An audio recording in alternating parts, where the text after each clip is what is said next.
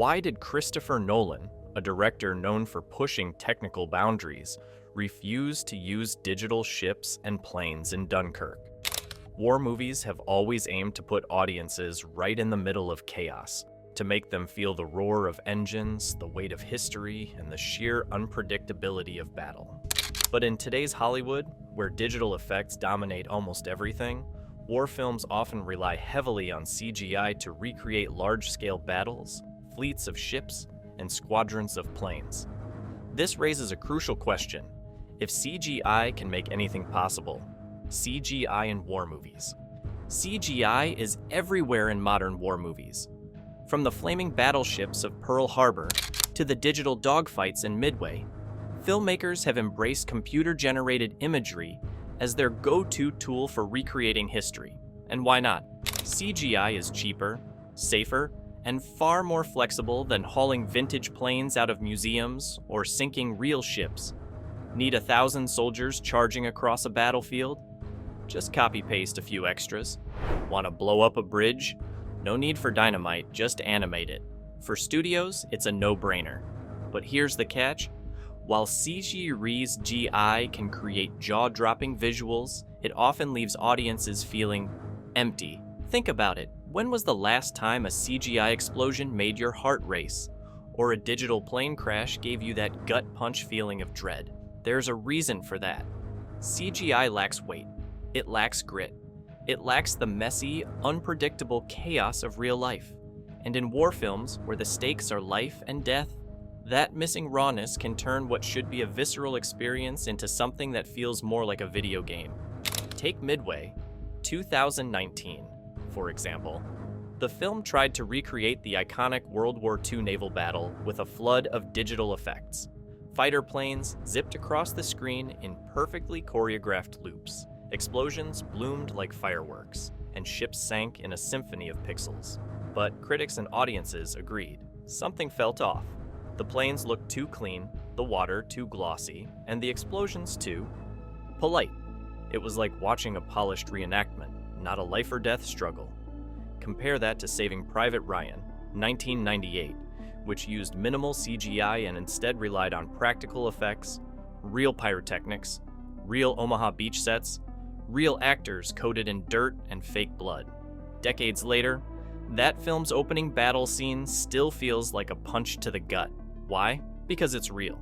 This isn't to say CGI is bad. It's an incredible tool. Without it, we'd never have seen the D-Day landings full scale in Saving Private Ryan's wide shots, or the surreal dreamscapes of Inception. But when overused, CGI can suck the soul out of a film. Actors end up staring at green screens, pretending to dodge explosions that'll be added months later. Directors lose the spontaneity of filming in real environments, the way sunlight hits an actor's face at golden hour, or how wind whips sand across a beach. Worst of all, audiences notice. We might not consciously think that explosion looks fake, but subconsciously, we feel disconnected. And here's the irony. CGI was supposed to make films more realistic. In the early 2000s, filmmakers hailed it as the future. Remember the hype around 300, 2006? Its hyper-stylized, CGI-heavy battle scenes were groundbreaking. But fast forward to today, and audiences are growing tired of the CGI look. We've seen too many superheroes smashing through digital cities, too many armies of clones, too many explosions that lack the smoky, jagged edges of real fire. It's not that CGI is failing, it's just that we've become numb to its tricks. War movies, in particular, suffer when they rely too heavily on CGI. These films are meant to honor real sacrifices, real heroism, and real horror. But when everything on screen is digital, that connection to reality frays. Imagine watching a scene where soldiers charge across a battlefield, but the dirt beneath their feet doesn't kick up, the smoke doesn't sting their eyes, and the bullets whizzing past are just animated streaks. The actors might as well be in a studio, shouting at tennis balls on sticks. This is where Dunkirk breaks the mold. Nolan didn't just avoid CGI, he actively fought against it. He used real Spitfires, real ships, and real IMAX cameras bolted to real planes. He tossed actors into freezing water, set fire to actual oil slicks, and filmed on the same beaches where the evacuation happened. Was it more expensive? Absolutely. More dangerous? No doubt. But the result is a film that doesn't just show you war, it makes you feel it. So why aren't more filmmakers following Nolan's lead? Why has CGI become the default, even when it risks stripping stories of their humanity? The answer lies in a mix of convenience, cost, and fear. CGI is safe, it's controllable. It lets directors fix mistakes in post-production and avoid the headaches of coordinating real stunts. But, as Dunkirk proves, sometimes the headaches are worth it. Because when you see Tom Hardy's Spitfire skimming the waves or a ship capsizing in real time, you're not just watching a movie, you're living it. And that raises another question. In a world where CGI can create anything, why settle for almost real? Christopher Nolan's philosophy. Christopher Nolan doesn't just make movies, he builds worlds. And he builds them the old-fashioned way, with sweat, steel, and a stubborn refusal to take shortcuts. If you've ever watched Inception and wondered how they pulled off that hallway fight scene where everything spins, here's the secret. They actually built a rotating hallway. No green screens, no digital trickery, just a massive spinning set that threw actors around like rag dolls. That's Nolan in a nutshell. He'd rather wrestle with real physics than click a mouse. Why? Because for Nolan, filmmaking isn't just about what you see, it's about what you feel.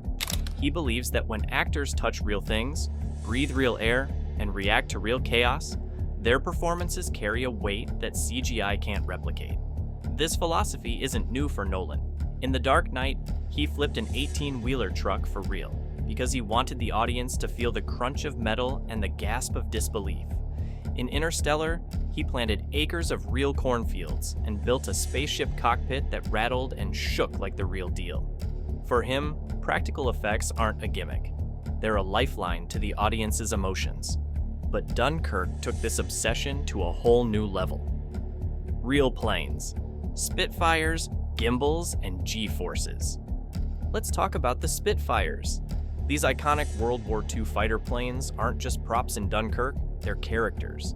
Their engines scream, their wings shudder, and when Tom Hardy's character banks sharply to dodge enemy fire, you feel it in your bones. That's because Nolan didn't just film model planes or animate dogfights.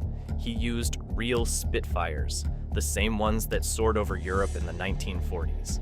Only a handful of airworthy Spitfires exist today, and Nolan got his hands on 3 of them.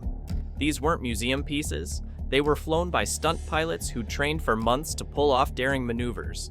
Cameras were bolted to the wings, the tail, and even the cockpit, capturing every jolt and tremor. But here's the kicker. Hardy wasn't just sitting in a fake cockpit against a green screen. The production team built a full-scale Spitfire replica, mounted it on a hydraulic gimbal, and hung it 30 feet in the air. This rig could spin 360 degrees, tilt sideways, and dive, mimicking the violent motions of aerial combat. Imagine being strapped into that thing for hours, the G-forces pressing your body into the seat, the world flipping upside down, the wind roaring past fake glass. Hardy didn't have to act like a pilot pushed to his limits, he was living it. Even the sound design was rooted in reality. Nolan recorded the actual Spitfire engines and used those recordings instead of digital sound effects. When you hear a plane dive in Dunkirk, that's not a studio mix. It's the real, throaty growl of a Rolls-Royce Merlin engine. Real ships. Now, let's dive into the water. One of Dunkirk's most heart-stopping scenes involves a group of soldiers trapped in a sinking ship. Water bursts through bullet holes, the floor tilts violently, and men scramble to escape. In most films, this would be a CGI ship in a digital ocean. Not here. Nolan's team sank a real ship off the coast of the Netherlands. They took a vintage trawler, drilled holes in its hull, and let the North Sea do the rest. Cameras rolled as the ship groaned, listed, and plunged underwater. Actors were inside during the sinking, fighting real currents and gasping for air. So why go through all this trouble? Why spend months hunting down Spitfires, risk sinking ships, or strand actors on a freezing beach? Because Nolan wanted Dunkirk to feel less like a movie and more like a memory. When you watch Tom Hardy's Spitfire glide silently over the beach out of fuel, seconds from crashing, the tension isn't manufactured, it's earned. That plane is real. The beach below is real. The silence is real. You're not watching a scene, you're holding your breath alongside the soldiers on the ground. Same with the oil fire scene. Instead of animating flames, Nolan's team set fire to actual diesel on water. The result? A nightmare of black smoke and primal terror. Actors weren't reacting to CGI, they were dodging real heat and choking on real fumes. Even the lack of CGI crowds mattered. While most war films use digital soldiers to fill beaches, Nolan hired 1,000 extras. When the camera pans across the beach, you see individual faces, exhausted, hopeful, human. It's messy, imperfect, and alive. The payoff. In the end, Dunkirk's practical effects weren't just about nostalgia or stubbornness, they were about trust. Trust that real light looks better than digital composites. Trust that actors thrive when given something tangible to react to. Trust that audiences can tell the difference between pixels and passion. When Hardy's Spitfire finally touches down on the beach, engines silent and wings battered, it's not just a plane landing, it's a sigh of relief. You feel the weight of metal, the crunch of wheels on sand, the stillness after chaos. That's something no computer can fake. Nolan's message is clear. In a world where we can create anything, maybe we shouldn't. Maybe the real thing, flaws and all, is worth the fight. After all, why settle for almost when you can have real? The final payoff. So why put yourself through all this? Because when you watch Dunkirk, you don't just see the story, you live it. Take the aerial dogfights. When Tom Hardy's Spitfire banks sharply, the horizon tilting violently behind him, your stomach drops because the camera's actually moving. No digital trickery, no fake motion blur, just raw, unfiltered physics. You feel every dip and dive because the camera felt it too. Or the beach scenes. Those 1,000 extras weren't just background noise. You see the exhaustion in their slumped shoulders, the dirt under their nails, the way they instinctively huddle when a plane roars overhead. CGI crowds move in patterns. Real people shuffle. They yawn. They trip. They feel human. Nolan's team recorded everything on location. The creak of ship hulls, the crunch of boots on sand, the deafening silence of a pilot gliding without fuel. When you watch Hardy's plane skim the waves, engine dead, the only sound is the wind. No score, no fake engine noise, just dread. It's haunting because it's real. Even the imperfections worked in the film's favor. When a gust of wind blows sand into a soldier's face, he doesn't act annoyed. He is annoyed. When a ship deck tilts unexpectedly, the actor's panic isn't rehearsed, it's genuine. Audiences noticed. Veterans of Dunkirk praised its accuracy, not just of uniforms or ships, but of the feeling, the desperation, the claustrophobia, the fragile hope. And let's not forget the actors. When Fionn Whitehead clings to a sinking ship, gasping for air, that's not CGI water, it's the North Sea, cold enough to steal your breath. When Harry Styles runs across the beach, that's real sand kicking up, real wind biting his face. So here's the thing. Dunkirk isn't just a movie, it's a rebellion. In a world where filmmakers can conjure anything with a laptop, Nolan dared to ask, what if we didn't? Sure, CGI has its place. It can build dragons, resurrect dinosaurs, or send superheroes soaring. But war films aren't fantasy. They're about real people in real moments of terror and courage. And when you replace reality with pixels, you risk losing the soul of the story. Dunkirk proves that practical effects aren't just a nostalgia trip. They're a lifeline to actors, to audiences, and to the truth. When you see a real Spitfire dive, a real ship sink, or a real crowd of extras huddled on a beach, you're not just watching a scene. You're sharing an experience. Nolan's gamble paid off. The film won 3 Oscars, grossed over $500 million, and redefined what a war movie could be.